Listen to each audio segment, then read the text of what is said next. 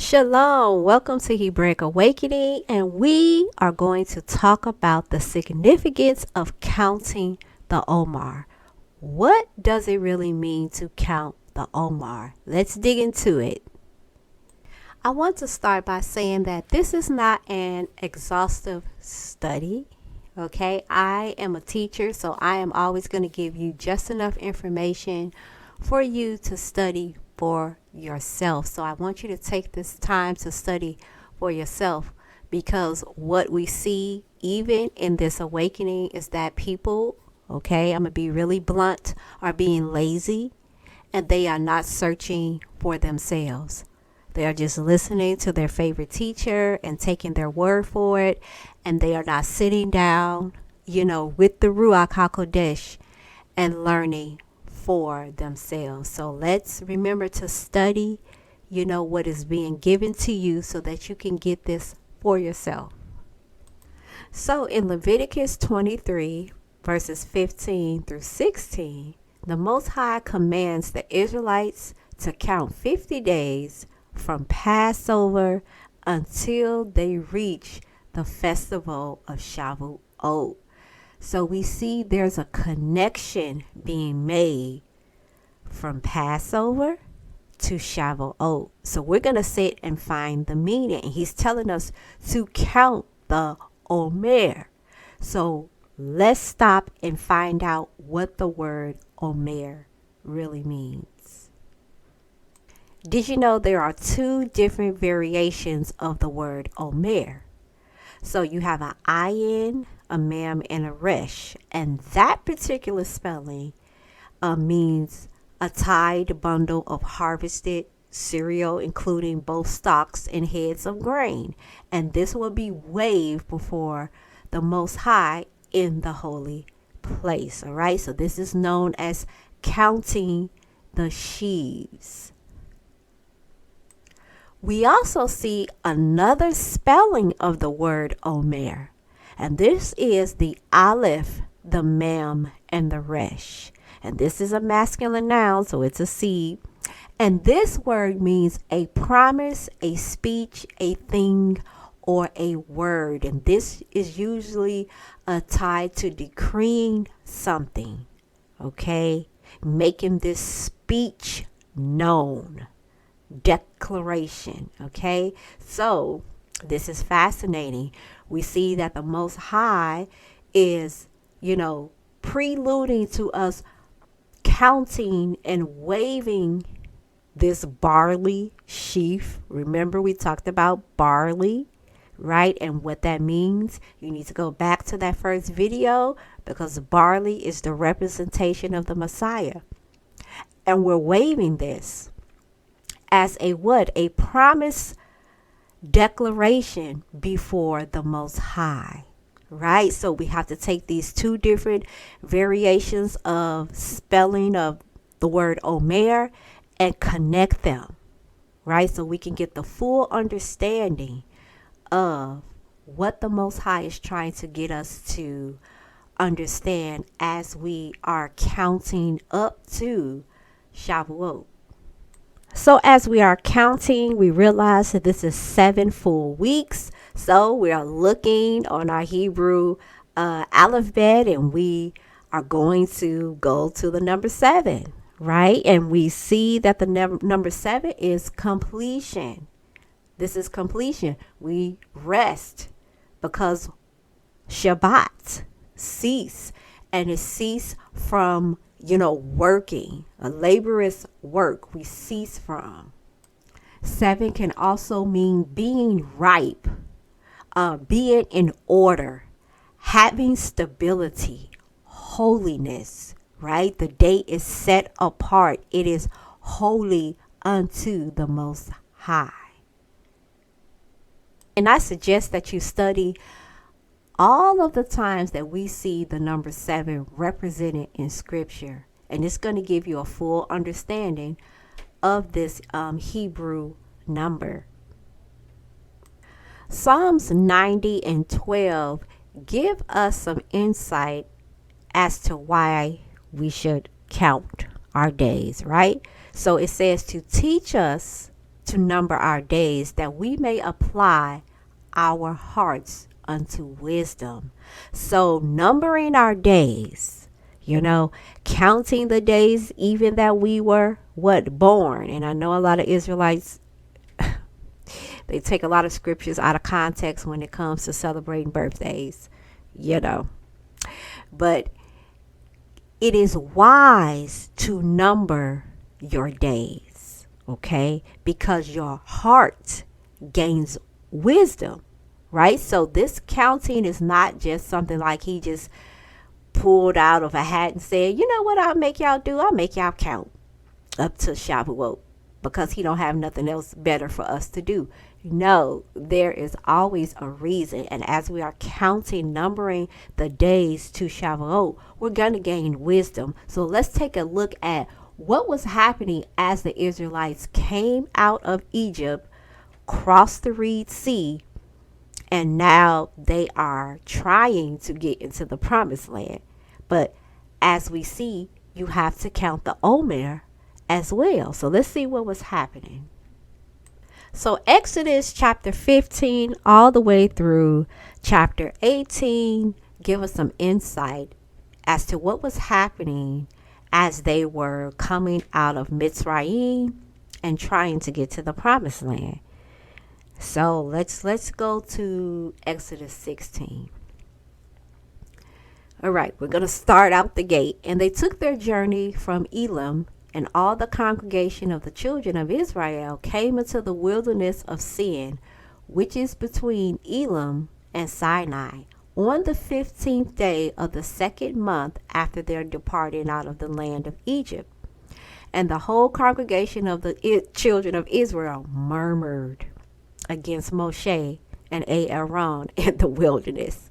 All right, so we see that, as per usual, okay, we are complaining like children.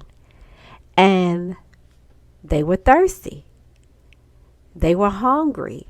And they act like they did not even see the miracles that the Most High did for them as he brought them out of Mitzrayim. So, we have amnesia. We get that really quick. Okay, and verse 4, then said the Most High unto Moshe, behold, I will rain bread from heaven for you, and the people shall go out and gather a certain rate every day, that I may prove them whether they will walk in my Torah or not. So he already knows, okay, what time it is concerning us. And so he has to feed us manna. He has to allow the bitter waters to be made sweet. We're going to, take the time to read those chapters. Another thing, the battle with Amalek at Rephidim. Now, so we have us complaining, we thirsty, we hungry, we need quail, we need manna, we need, clean water, because we act like he not going to give it to us. And you know how children do, you getting ready to fix dinner, but they are whining and don't even know that you got the meal already prepped. You know what you're going to cook. You just got to get time to get it and put it on the table. But your children, they don't see all of that. And so that is how we are. The Most High is always preparing things for us. But, we're whining and complaining and impatient, just like children. So let's talk about the battle with Amalek for a minute, because during this season of counting the Omer, we are attacked by Amalek. Amalek is the grandson of Esau. That's right. His name means to travail, to vex, to bring sorrow. All right. So this is the spirit that is trying to take us out as we are counting the Omer, as we are trying to get to the next level, or as our ancestors were trying to get to the promised land. All right. And, I always teach that the enemy will have a door. He has to have a door to be able to gain access to you. There has to be a reason. And so we see that we were murmuring, we complaining, and who is there to accuse us? of course, it is the adversary. So there has to be a door. So we see clearly that a door was open, clearly open for him to attack. When you do a little bit of coding, right, of the Hebrew letters that make up the word Amalek, and you put the numbers together, you get the number 240, right? And then when we look at the Hebrew word for the number 240, we get the word Safik, meaning doubt. So the fruit of Amalek, after he finishes bringing you to travail, after he finishes vexing you, bringing sorrow to you, the fruit is going to be doubt. So as we keep reading, we see that the Amalekites attack the most vulnerable.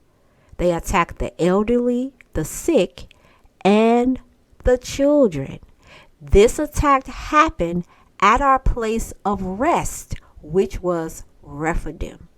So we're trying to rest, and that is when the enemy comes from behind and attacks the most vulnerable. And so, I got to go on my little rant.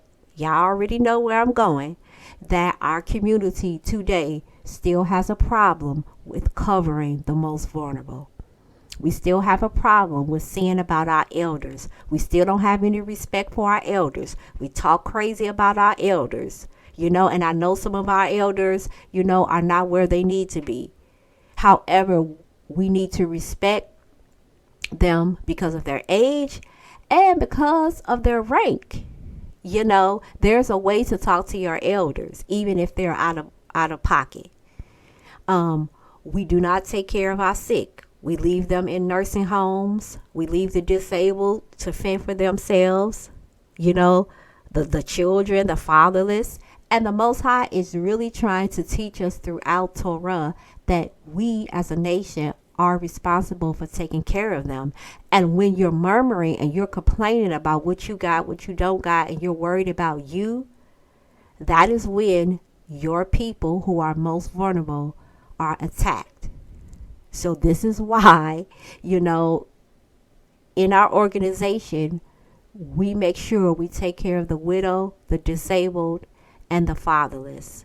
We see about the sick. Like we really have to get back to really doing Torah, not just on YouTube talking about end times. Y'all, it's just really nerve-wracking, because what we should be doing that will bring us shalom, and that the Most High will keep us, and that he will give us strategy on how to overcome and to remain under the sukkah. We can't hear that, right? Because we are not doing what he commanded. And so this is why the enemy is attacking us left and right. He has a door open. He has the right to do it because Israel has not learned her lesson.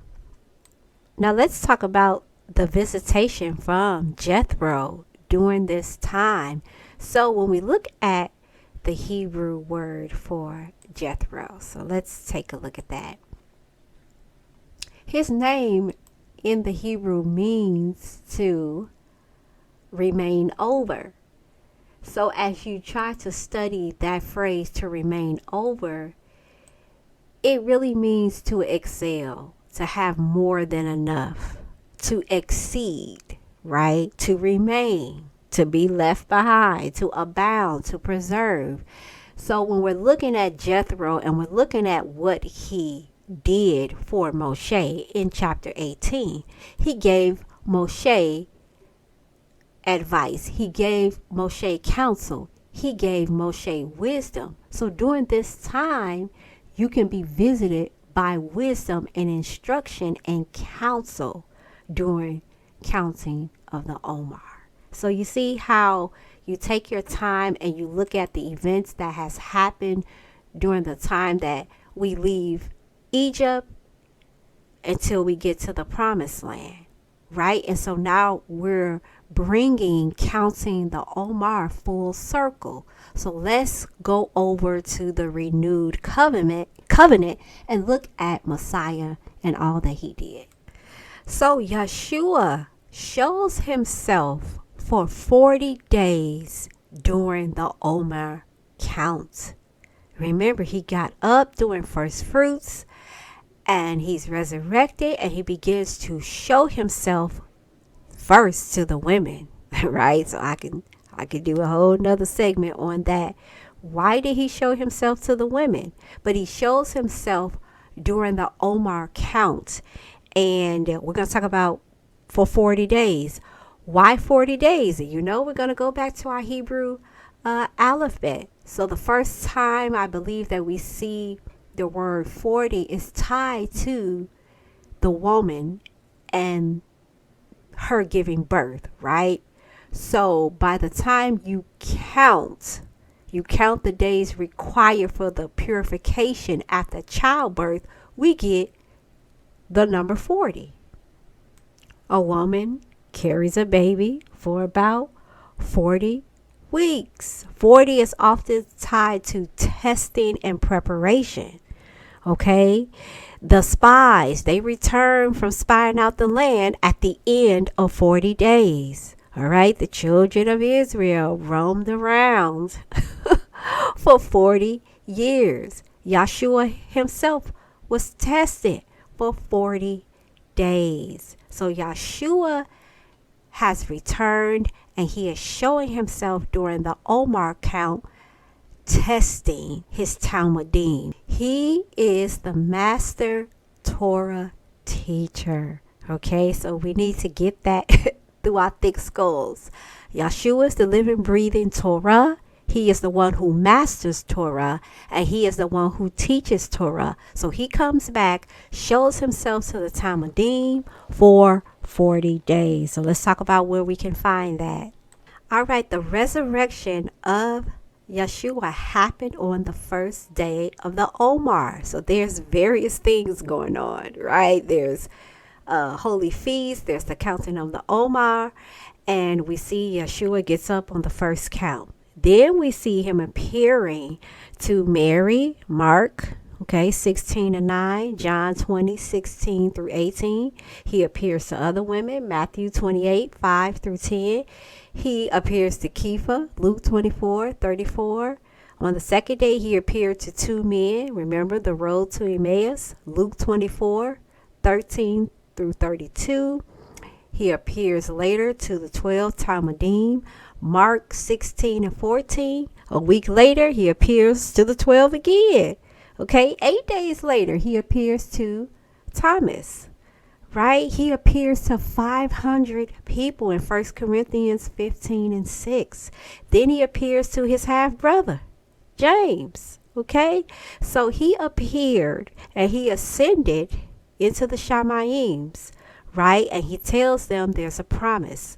So he's connecting Pesach to Shavuot. So this is the real meaning of to count the Omer. It is to connect us to the fullness of what the Most High is really trying to reveal to us through our redemption. It is always to redeem us unto himself, to give us his Torah. And there are things that are happening as we are counting the Omer that will bring about this completeness, right? That will bring about this wholeness. And so in every year during the same time, we can expect certain events to take place in our lives that will bring about the fullness of what Yah is trying to get us to understand about our callings, our gifts, our talents, and most of all, about him. The feast is always to reveal himself to you. You are his future bride, And we have Messiah coming back. So it's just a wonderful thing to understand why we do what we do. And we may not have 100% full understanding, but it is becoming clearer, at least to me. I want to know, Most High, why are we counting the Omer? Are we just counting? No, it's more to it. So our assembly, we are reading different Psalms during the week. And right now we're focusing on Psalm 90. We're focusing on Psalm 51. I think next week we'll focus on Psalm 67, and we just take turns giving each other encouragement, because I'm not really, about to argue about when we count, how people count, I am focused on, are you counting and numbering your days so that you can gain the wisdom and the insight that He has given you by the time you get to the culmination of Shavuot? Like, it's like all one big feast, right? He's connecting the feast together. He's letting you know that they are connected. So that's the most important part. It's not, did you count one Passover, or did you count one Shabbat after Passover? Did you count one Shabbat after? For me, it is clean cut and dry. Let me count so that I can gain this wisdom that He's trying to give to me. So I hope that this video has helped you, and please share it. Tell your family. Teach them why you're doing what you're doing, so they don't think we're in a cult and we can't give an explanation as to why we do what we do. We're just doing it. And so we want to educate ourselves. We also want to walk by faith. We do not want to be ignorant to the things of our culture and our language and our rituals and our customs. And we just have to be, level-headed and balanced when it comes to understanding. And by the time we get to Shavuot, we're refilled with the Ruach, and He is going to give us clearer revelation of the scriptures and things to come. So I hope this has helped you. Until the next video, Shalom, everyone.